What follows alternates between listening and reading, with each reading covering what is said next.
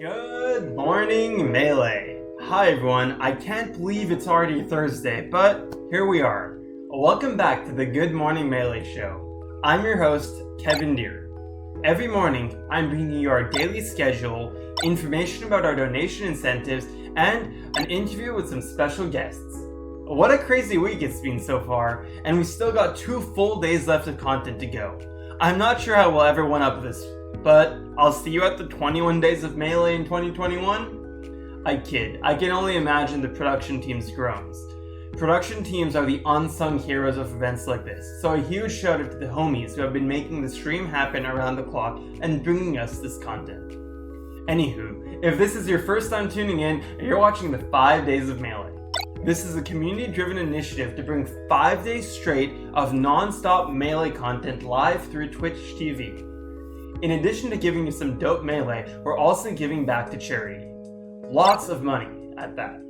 We're trying to raise $50,000 towards Direct Relief, a humanitarian aid organization that has been making an incredible effort towards supporting the battle against COVID-19. I had the chance to talk to Campy on Tuesday to learn more about their cause. You can check out that video on our event's YouTube channel. Search for the 5 Days of Melee on YouTube to catch every piece of content we streamed this week, uploaded as close to real time as we can get. Throughout the week, we've had a variety of donation incentives powered by Tiltify. Type exclamation mark donate in chat to head over to our Tiltify page where you can directly donate and see the incentives. Let's walk through today's schedule, and I'll also let you know today's daily initiative. Immediately after the Good Morning Melee segment for today, we'll be having Radar and TurndownforWalt hosting the MixUp Podcast. You can donate through Tiltify to ask them questions. Following the MixUp, we'll be joined by some Project M experts who will be discussing the game's meta and the current tier list. I'm excited to learn more about their game. After that, we'll have another edition of Pros vs. Joes, this time featuring none.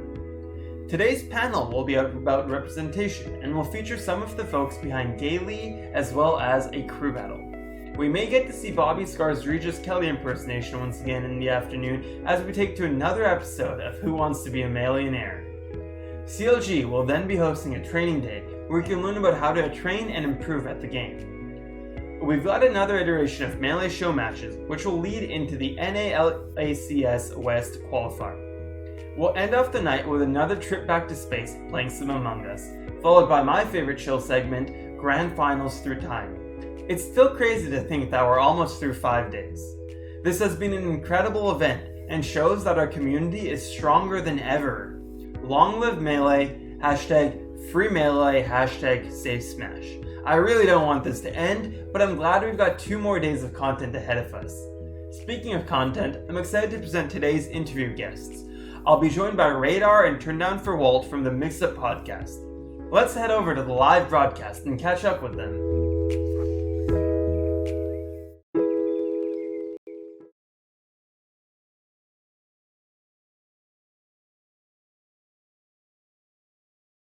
Definitely still muted. Hi everyone, good morning. Hope you enjoyed that intro video for the day, and welcome to the 4th day of the 5 Days of Melee, and good morning. I'm joined by the wonderful TurndownforWalt on my top right. Walt is notable for his amazing high-quality YouTube content. He put out an amazing documentary yesterday, 50 minutes, about Axe with comparisons in reference to Haikyuu. He's also been part of this events team. He's, I believe, our creative director, and he's just been hauling ass behind the scenes, making things happen. So huge shout outs to Walt.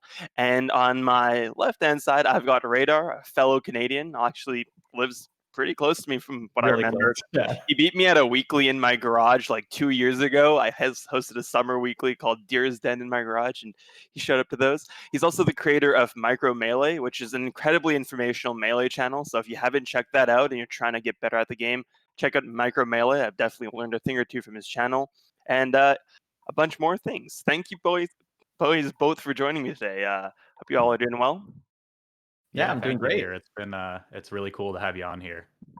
Yeah. If you still live in the house that you hosted Dhir's Den in, then yeah, we're like a 15-minute drive max. Like I live really close. So nice. Well, it's awesome to see you rising up, and both of you. You know, your content. I've just been seeing you both consistently putting out content and being involved as creators in the community. And opportunities like this week have been so cool to see people like you shining. Being so at the front of things. So Thank you. really proud of it come up. And I wanted to ask you guys both because you guys started the MixUp podcast. I wanted to ask you guys about how the MixUp came to be, how you two got connected, and how that relationship started, and how you guys came up with this amazing podcast idea. Radar, you want to kick Yeah, it off? I can take this one. Yeah. So I don't know exactly when it was. It was probably like 2 months ago. I randomly messaged him and was like, "Yo, do you want to do a podcast together?" And he was like, yes. Like, I'm not sure when. Like, we'll kind of figure that out. And I was saying to him, "Man, trust me, it's a good idea. We can kind of break into the podcast format. I think we both have some interesting stuff to say." And he was like, "Yeah. Eventually." And then we finally coordinated it. Did our first episode, I guess, 2 weeks ago. And afterwards, he was like, "Oh, yo, I'm pretty happy we did that. We should keep doing it. That was pretty good." Like, so that's kind of how it came about. It was just a random. Obviously, we both follow each other on YouTube, so. Yeah, it was an interesting conversation because I was a little hesitant to do it at first, just because I'm not super familiar with podcasts. I'm very not familiar on the broadcast side of things. But seeing the response to the first episode, just kicking our pilot, kicking it off from that, it was like the two of us chatted after for like an hour, and we were like, that was really good. Like, there's something here that we can definitely keep running with. So.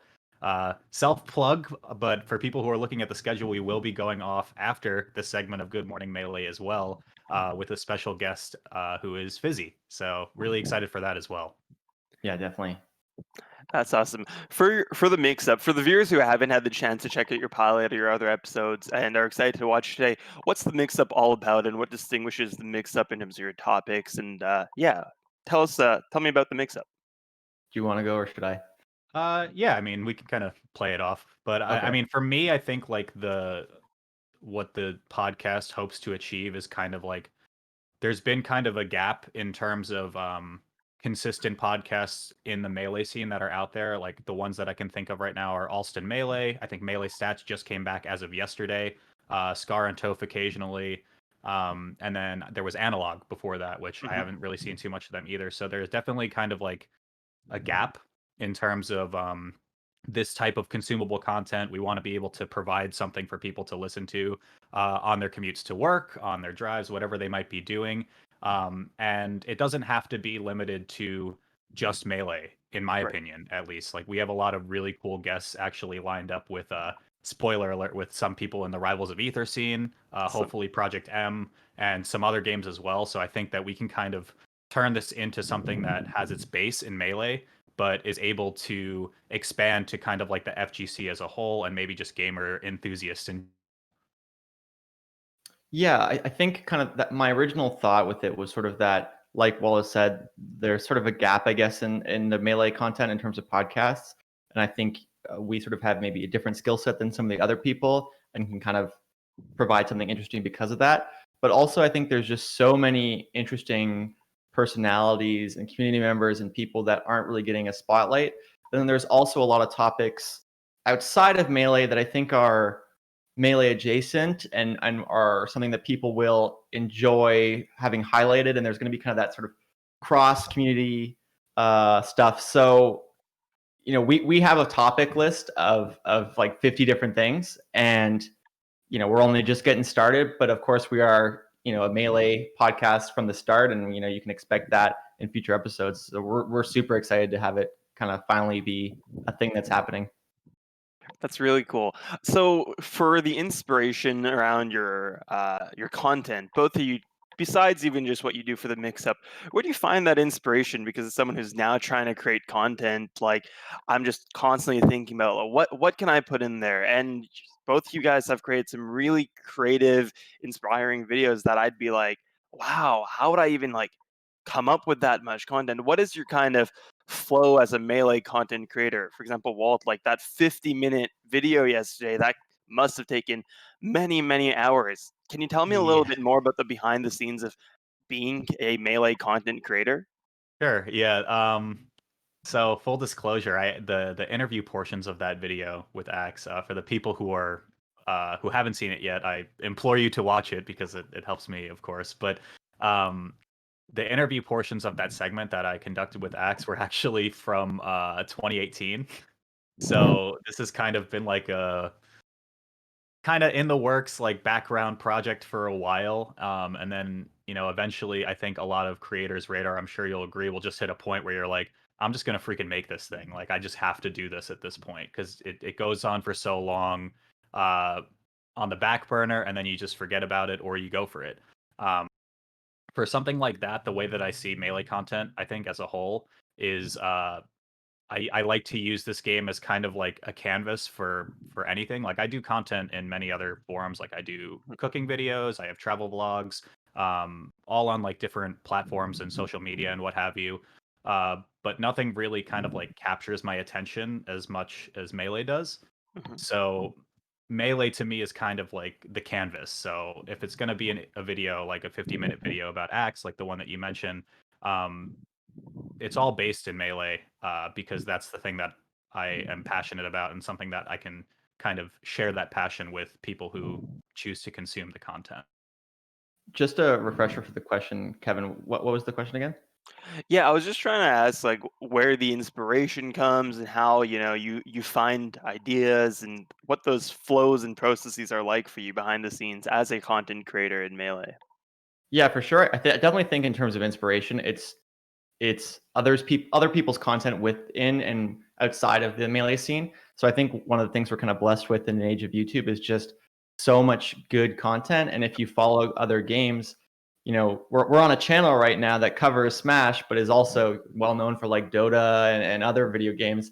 So kind of getting inspired from that. And then in terms of idea generation, I think one of the funny things, I'm sure Walt feels this way as well, whenever people will be like, oh, do you have trouble coming up with ideas? Which is not necessarily what you're saying, but I'm always like, no, not at all. If anything, I have so many ideas, and then actually trying to get those ideas into a place where it is a full video.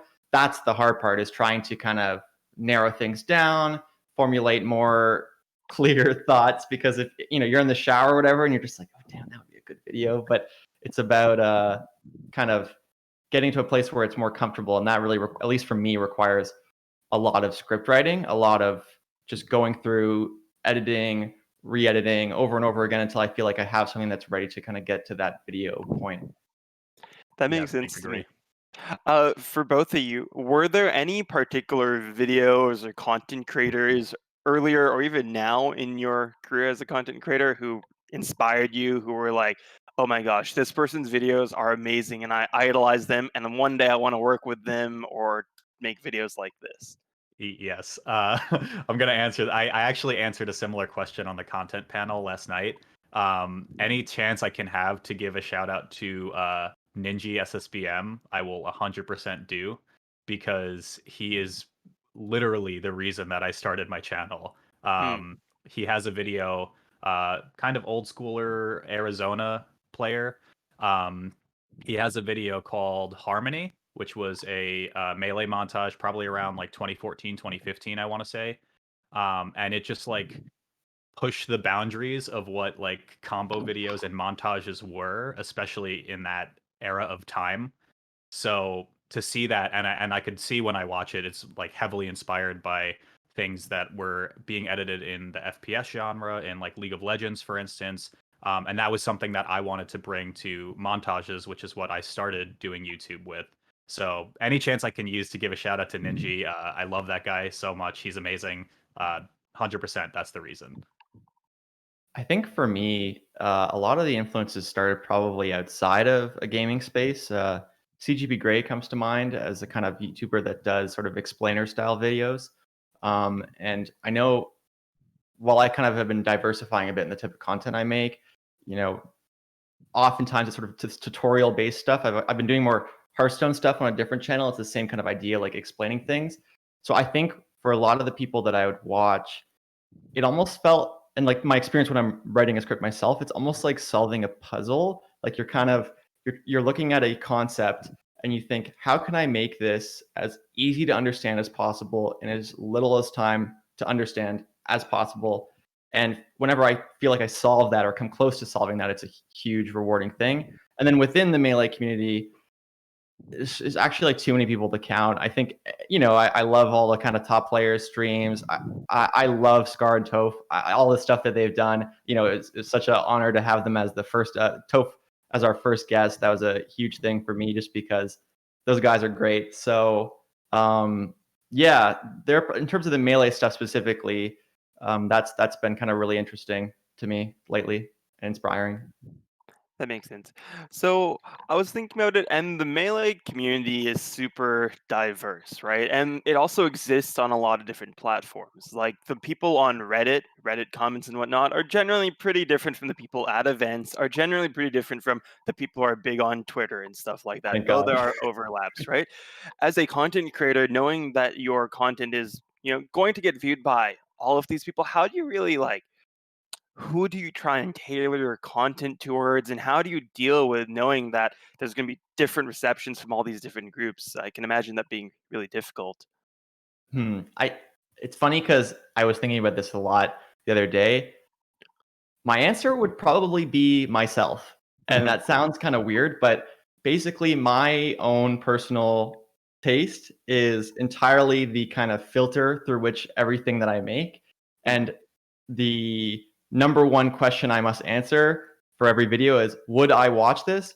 And if not, it's garbage. Like, get that out of here. And so it's not so much about me necessarily trying to create content that appeals to, like, I do still think about the demographics, like, I want to appeal to newer players, but maybe also have something that more experienced players can also take something from. But at the end of the day, it's like, what do I like? And I just got to pray that other people like that too. Yeah, I think I completely agree with that.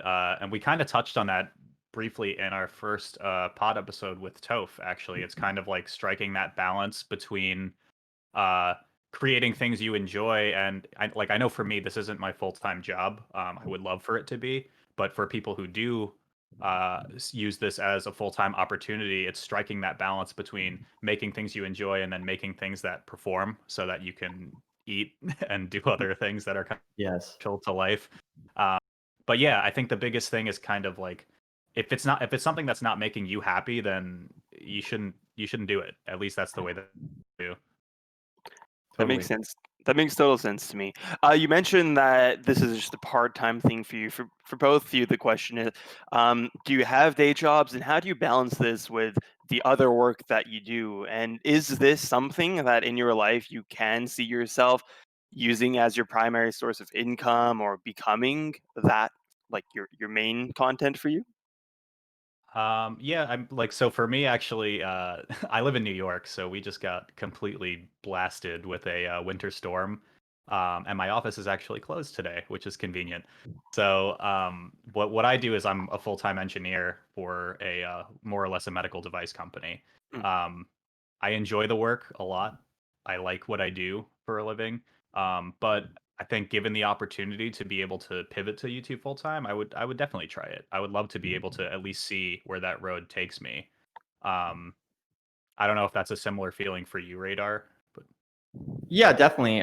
For people who don't know, for me, I work primarily as a copywriter in advertising. So I basically write the ads.